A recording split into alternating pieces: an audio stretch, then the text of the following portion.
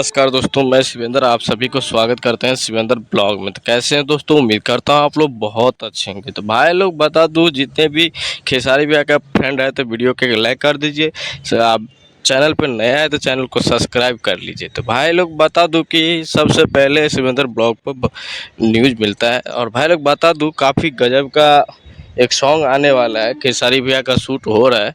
तो भाई लोग काफ़ी गजब का है। और देखा जाए तो अपना अक्षरा सिंह और खेसारी भैया के साथ एकदम जोड़ी काफ़ी गजब का है। सॉन्ग आने वाला है, 1 से 2 दिन में आएगा वो सॉन्ग। तो भाई लोग जैसे ही उसका पोस्टर रिलीज होता है वैसे ही आप लोगों को वीडियो के माध्यम से बता दिया जाएगा। तो भाई लोग जितने भी खेसारी भैया का सब्सक्राइबर है तो आप लोग ढेर सारा प्यार दीजिएगा और ऐसे ही देखते रहिए शिवेंद्र ब्लॉग।